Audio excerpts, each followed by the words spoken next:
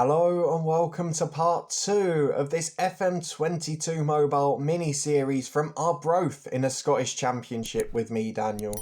We're back today to play our first 2 league games of the season against professional sides. Largely we'll be coming up against. Our job is to try and stay up. We're probably not going to match real life because that has been insane from Arbroath this season and a few of the pro sides have been utterly awful. But here we've got to stay up. And we've got a few new signings to meet as well. So if you're looking forward to this episode, please do chuck a thumbs up on it. It's not just our first 2 league games, it's also a panic tactical change already after a dismal start in the Premier Sports Cup. And of course, there's a few transfers to meet too. So fingers crossed that's going to be a good episode and lead to some positive omens for us. If you want to stay up to date with the series, please do subscribe down below and turn that notification bell on. We'll be continuing at 11:30 all of this week until we get to the end of the season. If we reach playoffs, whether it's relegation or promotion ones, might even extend a couple of days more. But thank you so much for the support with episode 1 yesterday. If you missed it, the link is up in the eye above somewhere. There's also links there to our 2 long-term stories from the main game, as well as the Twitch channel and the football podcast too. But a massive thank you for your incredible support. It is greatly appreciated. Now let's crack on with the Scottish Championship season. And to do that, I've got to show you what's been happening in the fixtures and what's been happening in the transfer market, because although this home screen was great during the transfer window, it has now been replaced with a handy little guide to the next match, which is Inverness at home. So let's start by having a look at the transfers in and out, and also by having a look at our recent results. So these are the results, and the first 2 fixtures are basically what led to a tactical change, because we were utterly awful against both Arbroath in the game you saw on camera and against Montrose since then as well. Ross County we expected to be poor against, but we created nothing. So I went for a tactical tweak against Stirling and it worked. A 2-0 victory, goals by strikers is exactly what we needed. So that's going to be what we stick with today. We've had to make some changes to adapt to our tactical tweak, and it was also inspired a little bit by an offer or 2 we received. So you know that Michael McKenna went for 50 grand. We've also, if we have a look at the squad, now sold what was our first choice right back, which was Jason Thompson, who was 33 years of age.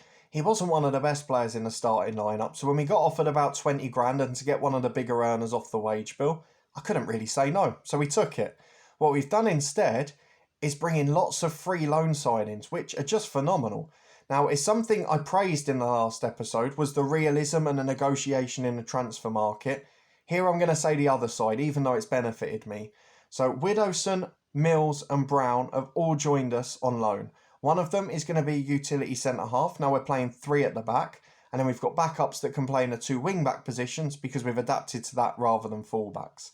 My problem is I've got all of them for no wage contribution. I don't think that's realistic at all. One, I don't think the players would come to us, but secondly, the club certainly wouldn't accept it. We're talking largely League 2 National League. They're loaning players out or transfer listing them because they need to make money, not because they want to give us players for free. So that I feel is a little unrealistic. We did get Kai Fotheringham from Dundee United as well, so we've now actually got some pretty good options in the squad. The problem we've got on the other side of the transfer window is offers from League 1 and Championship clubs in Scotland coming in for loads of our players. Hilson, it was Cove Rangers. Gold, it was Dunfermline. Both of them thrown their toys out the pram because we rejected it. O'Brien, he's getting offers from Oldham, Port Vale, League 2 clubs in England. And he's not happy. And I can understand that. But at the moment, we cannot afford to let him go. So this is basically our strongest 11. We've got the front 2 with Nouble and Hilson now combining. A big midfield 3 with McLeod being the sitting man of them. And then wing backs that weren't entirely comfortable in the role, but may well improve now that we've got some replacements in. The idea is, I guess, that Thompson, one of the older heads in the squad, Lynn on the wing is also one of those 2. So it does give us the option to freshen things up age-wise and to maybe save a little bit of money along the way. So let's go and pick our tactics for the first game against Inverness. It's followed by a big one against Ayr United. But we've had 10 days off. We should have everyone fresh now. And fitness, which was a problem in the Premier Sports Cup, cannot be used as an excuse for this one. Let's go and look at the team. So here's our lineup for today and the tactical setup too. What we've basically done is we've stuck with the same 11 from the last game, because I know it was only Stirling Albion, a League 2 side on paper, but they're one of the better League 2 side and we played really well. So I want to try and keep that momentum, that philosophy going and try and build these players comfort in this tactic. We've got a good advanced playmaker in Lowe, McLeod sitting back, Gold. The midfield 3 keeps its shape really. but two wing-backs including Stewart off the right, Little and Hamilton in the back three, flanking O'Brien, who's going to be our ball player coming out from the back, and in the target man poacher, big man, little man combo up top is Noble and Hilson, and I'm hoping it will deliver the goods. If we have a look at what we've done in terms of going forward, we've basically just gone more direct now. We've played through the middle. Let's be honest, we're a semi-pro club. We've got to get the ball forward and take chances. It is as simple as that. So we're going to play narrow, we're going to take advantage of essentially having 8 of our 10 men in the middle of the pitch. And while I've never been able to get a back three really working when it comes to the full fat edition of the game, I'm sure here we'll be able to give it one hell of a go. The signs were promising against Stirling, so let's get into the first game of the league season and see if we can spring a surprise against one of the professional teams. Inverness, Caledonian, Thistle are opponents. Cross your fingers everyone and get your predictions in the comments. Well, while it's no new players in the 11 today, I'm sure there'll be a fair few in the squad that make an appearance. Probably both wing-backs at some point, depending on how people perform. But I think this is going to be a quite good game. Inverness, maybe not the force they once were, obviously an established Scottish Premiership side for many years, but even then you can see some of the names still about. Aaron Doran, Kirk Broadfoot, all still involved in the squad, and there's plenty of younger ones that are better too. As Lowe brings the ball away to Noble there, we don't see much of that highlight, but here we come again. Makes a big difference having two up front that can really make an impact, hold the ball up, and just relieve that territory for a little while. As McLeod goes for a long range shot from the free kick, and we keep it in their half. We're camped in at the moment, and already you can see the difference in performance. 4 minutes in, though Mackay's at the other end. Oh, Gaston's been mugged, gets away with it, and Stewart can bring it away to Gold. To Stewart again, Hilson up towards Noble. Lovely football, but lots of chances early doors. It's been a very good game so far. And with 15 gone, it's Inverness working down the right. Nearly called them Hamilton there. No idea why. Hamilton aren't playing in blue. As McAleer gets it to McGregor. Wide to Harper on the left, and it just peters out. Been a pretty even game, although Inverness more of the shots. We've got to try and get forward a bit more. We've got to try and get the opening goal. It nearly goes against us there. Corner kick for Inverness. Can we survive? Because they're having all the possession, all the chances. And unfortunately, that lovely plan to play free-flowing football, to play the Arbroath way as such, is dried up. And we're now playing long ball and trying to cling on for points. So here we are, defending another corner. Not even half an hour gone. And it's sort of reminiscing the last 5 minutes of a cup tie, isn't it? We've also got to bear in mind semi-pro v professional fitness. There's a lot of factors going against us here, but if we can get to the break, we can regroup, and maybe we can hold on for a point. And here we are with 4 minutes to half time. Big hoof downfield from the clearance. Hilson does brilliantly to win the corner there, in fairness. Really good work from the centre forward. Can he find a big head in the box? Go straight for everyone, I think. Straight out for a goal kick. 3 minutes to half time. And I think it is going to be goalless, despite the utter dominance from our visitors. Having said that, we're back in the 45th minute and the half is not over yet. Nicky Lowe releases Hilson! And out of nowhere, it's Arbroath who take the lead. Where on earth has that come from? It has been all Inverness. But maybe this is the counter-attacking way. Maybe this is the way we succeed. It is Arbroath 1, Inverness 0 at half-time.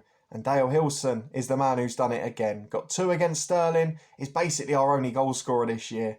And he's going to need to deliver big time if we've got a chance of staying up. Positive first half despite the poor performance. Let's get into the second. And we are straight from the kickoff in the second half. No respite for us here as Hamilton tries to play long. Henderson tries to release Noble, who, although he's a target man, he's still got a little bit of pace and he's got a good touch as well, so might be able to help us up the pitch. There he is winning a free kick from Kirk Broadfoot. Brilliant stuff from Noble. One of the favourite players to watch in the Scottish Championship in real life. He's a brilliant handful and he's really good technically.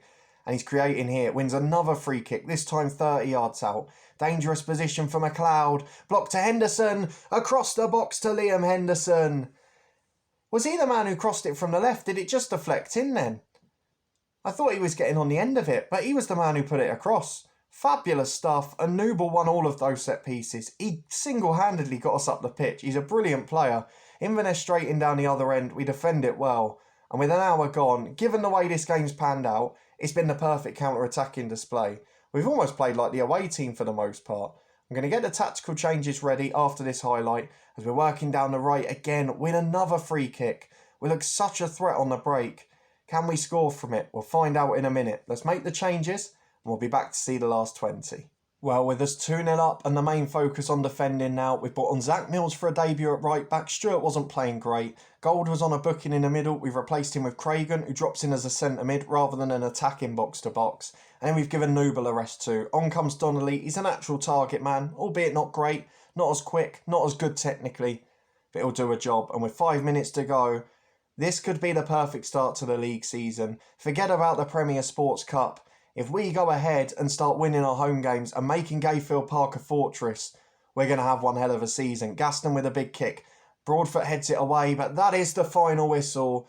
Opening day victory for Arbroath. That is exactly what we needed.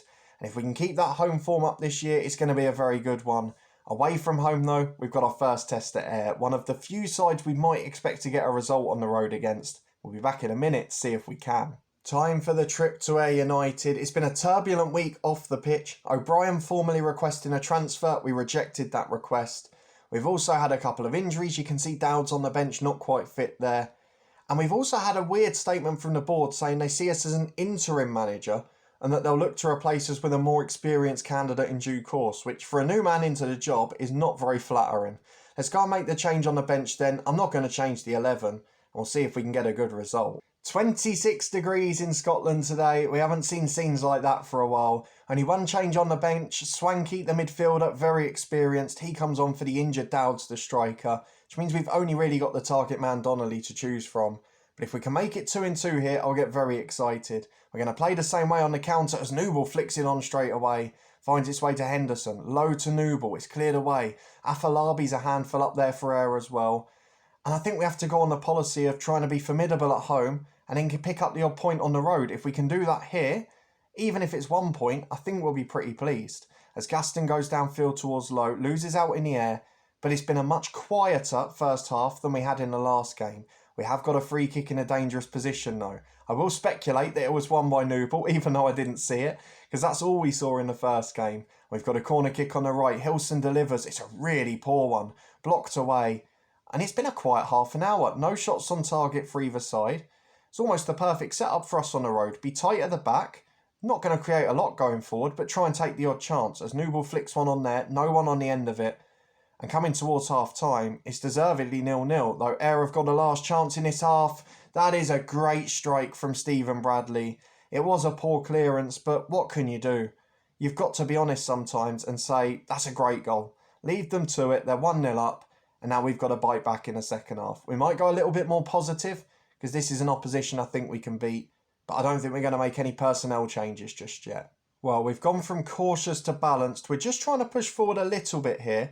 I'm not sure if it'll work. We haven't tried it since going to this shape. We stayed cautious even against Sterling, where it worked really well. Early goals, we didn't have a reason to change it. We're 10 gone in the second half. It's not looking good here. And we might have to rely on some of those new substitutes, because with 25 to go, there's no positive sign just yet. Let's go and make some subs. We've gone positive and we've made 2 subs. This time it's left wing back Joe Widdowson getting a debut. We've also had to take off McLeod, who's had a shocking game in the holding role. Low drops back, Fotheringham makes a debut coming on. Okay, slightly weird incident. The highlight ended, then a goal went in on a text commentary. Joel Noble is awarded with the goal, the one man I wanted to see score as well. And there was no highlight to suggest the winner. We clear one off the line there, it's back to the edge. And I'm not sure what happened. Maybe it shifted tactical screen without our knowledge, but on the face of it, that's a little bit weird. They've got a free kick in stoppage time. Good save, Gaston. But it looks like we've preserved a point. I didn't get to see the goal in the end. We'll see if we can get a replay afterwards. But a very bizarre instance. Something I've never seen in FM Mobile before. I'm not sure if it just didn't recover from the subs, maybe flicking to the next screen. But weirdly, we didn't see the pitch for that. If we click on Noble, do we get to see the goal, or does it just take us to him? It just takes us to him. So let's see if we can find another way around it. No suggestion that I can. Let me know in the comments if A, you know a way to see the replays after the game's been finished, and B, if you've ever seen that happen before, because we played really well, we got a result, we did what we needed to on the road, and it's 4 points out of 6. But unfortunately, we didn't see the goal that got us that 4th point, and it was a Joel Noble special as well, so I'm a little disappointed by that. One of the more bizarre things I've seen. 4 points out of 6, we're very happy at the moment. Let's see how that leaves us in the Scottish Championship. And here we are, drinking in while it lasts, because we are second, joint with Kilmarnock on 4 points after 2 games. It's a very weird setup in terms of points, actually. lots of teams beating each other, and maybe it is going to be that type of league. You could look at it and say 1 defeat and we're back in the bottom half, so certainly not too exciting just yet. But we're up there, we're doing really well. The tactical changes definitely worked. The signings are much better, they've helped beef out the squad, particularly in the areas we've looked for players now. And with wing-backs, maybe we have got a solution for the long term. It's going to be the way this season, I'm afraid. The beautiful football just didn't work. So we're going to have to play 3 at the back, be solid, play on the counter with Hilson and Newball and rely on them to get us goals. So far it's worked really well. We'll see if that continues throughout the season. But that's not bad, is it? Let's have a look at the schedule for when Minette's going to be back. We'll try and get through a fair few games this time. But at the moment, I'm really pleased with the start. And maybe we can just nick 1 or 2 more in. And hopefully we stop getting transfer requests from players wanting to leave. So I think with where we are at the moment, we've got a couple of weeks off now, obviously, because of the fact the Premier Sports Cup continues. Whoever we were playing obviously got through. I think we'll come back at some point around the end of September, start of October. I'm looking at Kilmarnock, Morton, Wraith. I guess it depends if we've got much more transfer work to get through and how results are going. But at the moment, I think we found our tactic. We've got a pretty decent squad. And we're looking good, Nick, now for the year. But that's going to be all from this episode. They will probably be slightly shorter now for the week as we focus on action on the pitch rather than all the introductions at the start. If you did enjoy the episode, please do put a thumbs up on it as always. Subscribe down below for FM22 content from 2 long-term stories. We're back at 3:30 today with a new episode from the head coach. You can find any of that playlist you may have missed up in the eye above if you haven't seen it already. There's also a link there to our One Club story with Hemel Hempstead, our Data Hub special, the Twitch channel, and our football podcast too. Let me know in the comments if you've played FM Mobile and how you're getting on so far. Thank you so much for watching as always, and I'll see you next time where hopefully we'll get to see all the goals we score and continue to be in decent form. Anywhere other than the bottom 2 or 3, and this season is a big success. I'll see you next time to find out if we can keep up the good league start.